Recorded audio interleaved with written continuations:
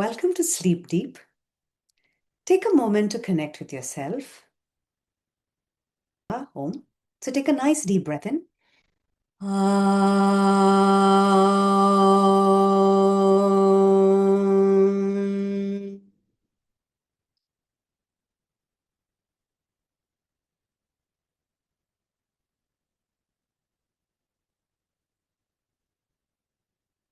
Gently open your eyes and welcome to Sleep Deep, a practice where you have to keep your eyes closed. But for the talk today, let's keep our eyes open and most importantly, our ears and heart open.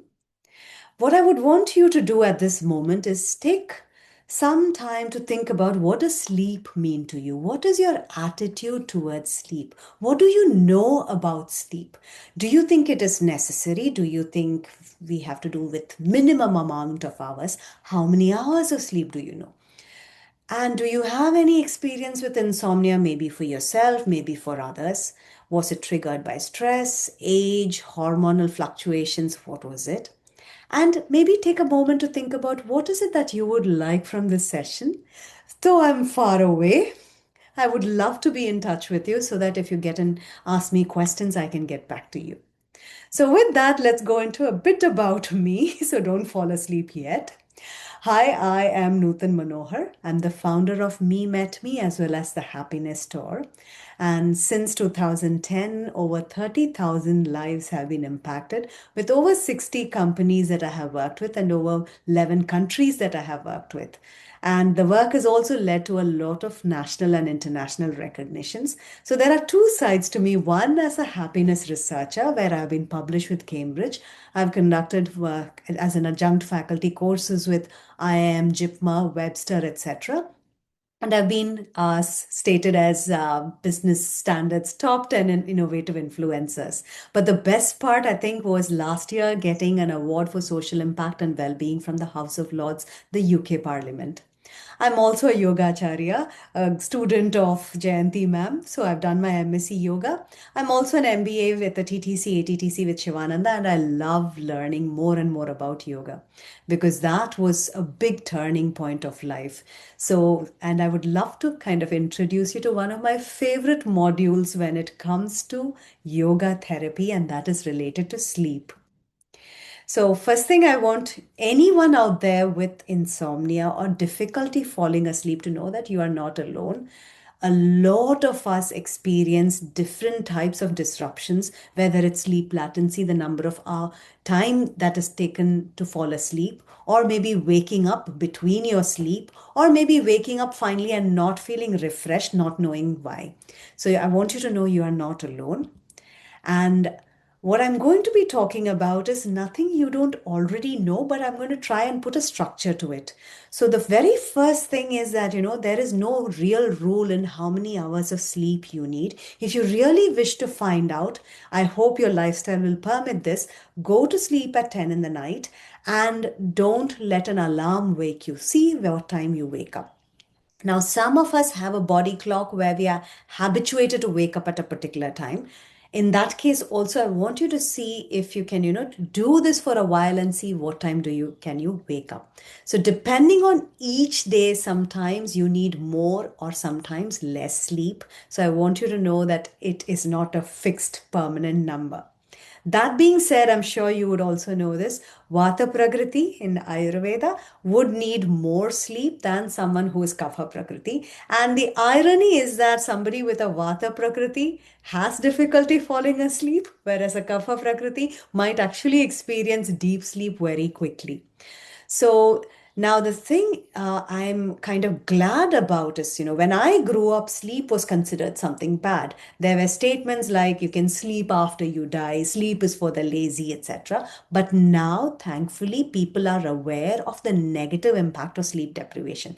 Whether it is your ability to retain knowledge after your studies, whether it's cognitive functions, how well you can plan, execute, how much of errors you can minimize, how pleasant you can be despite the stressful conditions around you. All that ultimately depends on the quality of your sleep. So there's amazing study that's been done on sleep deprivation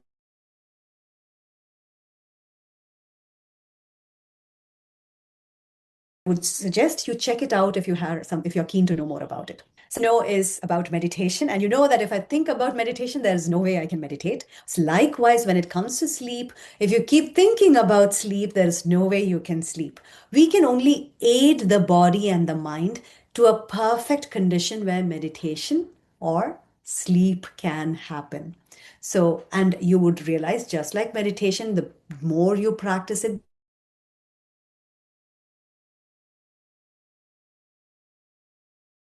you get at it, the deeper you go, again, the more the benefits. So I hope you I would love to introduce you to the concept of sleep from Ayurvedic perspective. A lovely definition of it is also no desire. When all the pressures of life and all the wants, the wandering, etc., ceases, that's when sleep happens. So that also holds the definition itself holds the secret to good sleep. Okay, no expectations. And the other part is that Ayurveda, three things are the main pillars of a healthy life. One is your diet, and is sleep.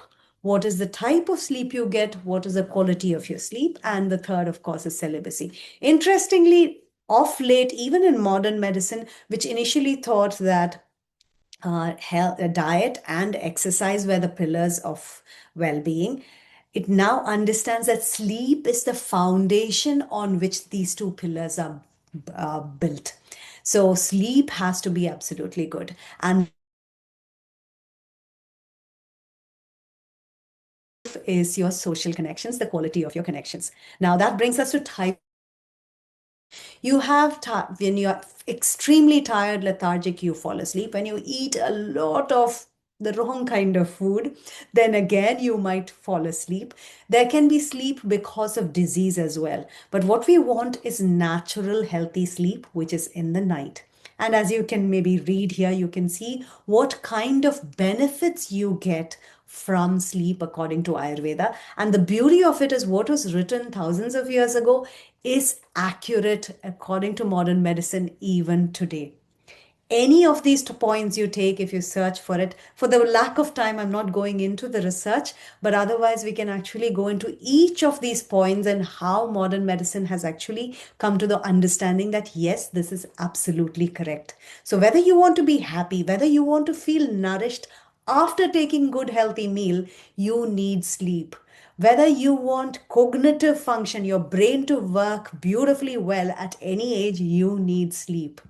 All right. Benefits of sleep. I can keep going on, but I'm going to skip this part. I'm sure you can search this. There's a lovely TEDx talk also about benefits of sleep, a TED Ed video, a short video. Make sure that you check it out. Stages of sleep. Now, every part of sleep is not the same. The first part, I love this part, where you start feeling drowsy. Now, this is a stage where you're hovering between wakefulness and sleep. It's a beautiful state because it's quite similar to Yoga Nidra and some stages of meditation because alpha waves become prominent. And this is a time where you can actually set your intentions, do your gratitude practice, do your prayers, and it starts going into your system because your subconscious is super active at this particular time. You can access it. The second stages or the other stages of sleep are when you fall asleep, then you have deep sleep, and then you also have your REM, rapid eye movement sleep, which is often connected to dreams. All these stages have different impacts to your health. For instance, REM stage sleep, where you have your dreams, is used for processing emotional load that you have taken. So, for instance, if you have experienced stress, or even trauma in life, sleep is a fantastic way to help you heal through it. All those even nightmares that you might see is a way for the body to process the emotions and help store that away in a useful, healthy way. So think about that. We also see in this slide that, women need more sleep than men, but sadly, women get less sleep than men. We need to see how we can support women to have better sleep. Now, before we, jump in, I always like to do things in fives, threes, etc., because it becomes easier to integrate. And I'm going to talk to you about my big five. The very first is The only one. Okay, the only one thing that you need to know about sleep is that it is a natural habit. And as natural habits go, if you can regulate it, you will have good sleep.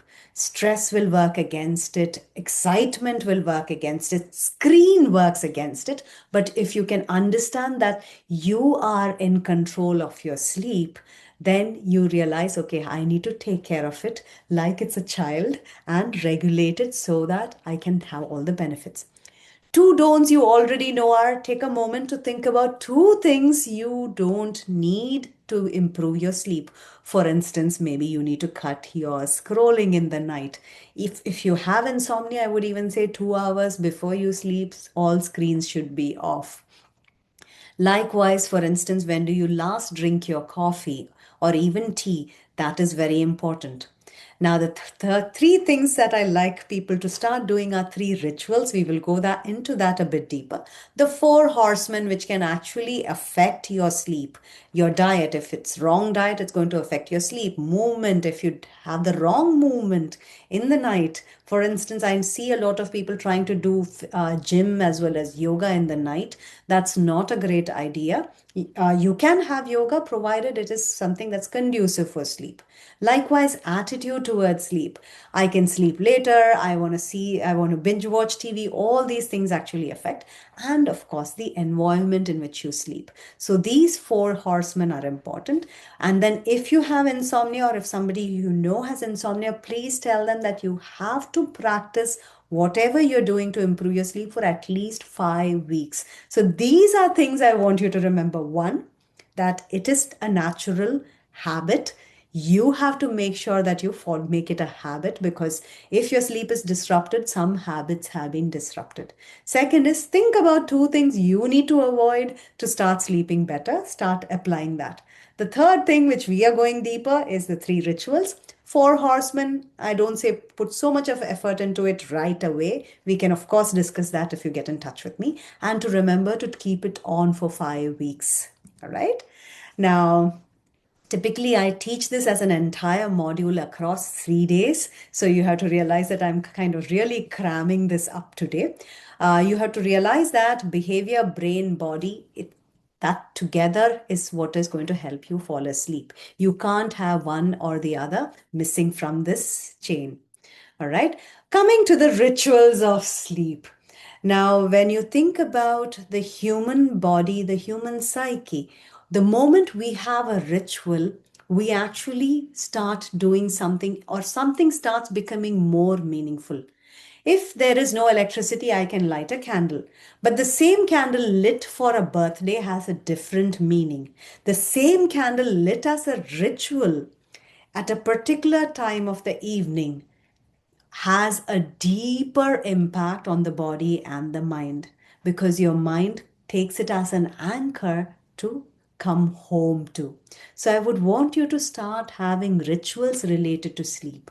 5 to 7 p.m., make sure that you're doing the ritual of letting go. What do you need to let go of to fall asleep? For instance, your work, thoughts about your work, your caffeine, heavy food, etc. 5 to 7 p.m. it needs to be lesser.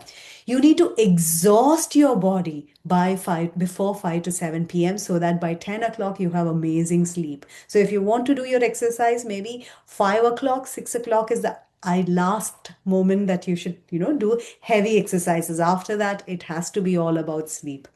Likewise, you need to tune out stressful activities. So, rituals of letting go. What are the rituals that you can practice to improve letting go? From here comes the ritual of happiness, my favorite, happiness, because I consider myself a happiness researcher.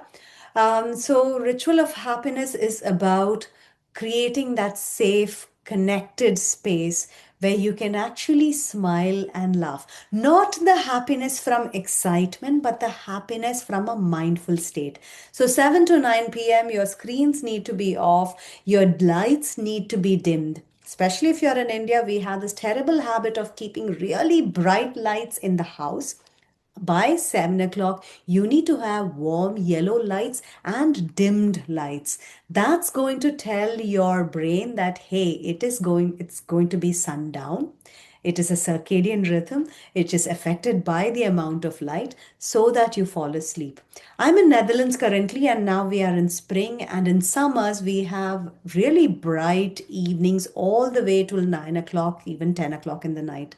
So we need to actually pull down our curtains so that it becomes dark inside and not as bright outside. And the days you don't do it, you can see that you are struggling to fall asleep.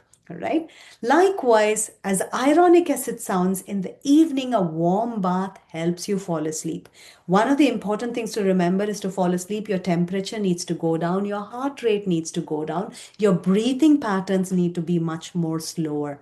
So, a way to cool your system down is to have a warm body, warm bath. Okay. It will make sure because there is a warm bath, your body will actually try to cool yourself down. So that's what happens when you do a warm bath. If you like to watch TV, I'm not saying don't watch it, but make sure you watch something very funny and wholesome, and definitely not news. Right? Because the news is always going to trigger you, it's going to create further stress. Now, 9 to 10 p.m., a sacred time, a ritual of trust. I often say the bedroom can only be used for sleep or for sex. It can't be for you to sit and work. It can't be for any other thing. You have to create that environment which is dedicated for sleep. Just as we have dedicated spaces for study, for meditation, for our ablutions, we need to have a dedicated safe space for sleep. So I need to think, you want you to think about how can we actually create that ritual of trust? Because when the body starts trusting, then it falls asleep. Even in the animal kingdom, when an animal starts trusting the environment, it falls asleep. For some of us, trust would mean that there should be less noise. For some of us, it might mean it has to be pitch dark. For some of us, maybe sadly, that trust means a little lamp, but ideally, eventually, you should be able to switch off that lamp as well so that it's really dark. The body was meant to sleep in the dark, not in the light. Likewise, this is a beautiful time to do your gentle breathing, affirmations, and what I call sleep whispers, where you hear sounds that help you fall asleep. Now, that kind of brings us to the three rituals. I was just telling ma'am and sir that, I normally have very interactive classes where we kind of go into topics and we kind of see what are the questions that you want answered. So, what I would love for you to do is if you have any questions related to sleep, please do get in touch with me. I spoke to you about the work I do as a happiness researcher. I would love to take this time to introduce you to something I'm doing in the Netherlands. It's a foundation, an NGO called the Happiness Tour, where we take people through experiences to reduce burnout. And in Netherlands, unlike in India, there's a lot of loneliness. Well, there is loneliness among youth in urban cities in India as well. But I want you to understand that burnout and loneliness are not just problems in India. It's a huge problem in happy countries like Netherlands as well. So I'm setting up a foundation. It will mean a lot if you can support the foundation by following us on our social media. So if you have a moment, please take time to check out our QR code. You can also get in touch with me through any of this. So maybe take a screenshot of this at this point and hope to get in touch with you. If you would want this entire PPT also, please do get in touch. This also has a link to my YouTube on sleep whispering. So I have a sleep meditation video, which takes you through this process of especially the ritual of trust when you are in bed, how to fall asleep. And it has worked not just for geriatric conditions where there is dementia, it has even worked for babies who are teething. So I'm really happy to share this with you. So I hope you'll find it helpful. Again, if you get in touch with me, I can share this file with you where you have links to how to relax, how to reduce your stress, that is quick unstress, how to find happiness using Vedic methods, and how to sleep deep. What I'm truly grateful for is all the knowledge I have, received from the MSc Yoga that ma'am has did conducted and the various courses, because the Vedic system is fantastic in helping us design interventions for our well-being. So it'll be great to be in touch with you. Once again, thank you. I'm Nuthan Manohar and the founder of Me Met Me and the Happiness Store. Happiness Store is based out of Netherlands, and hopefully we will be coming to a city near you in the future to help reduce burnout. And please do stay in touch with my QR code, or you can just take a screenshot and get in touch with me. My India number as well as my Dutch numbers are here. Thank you so much.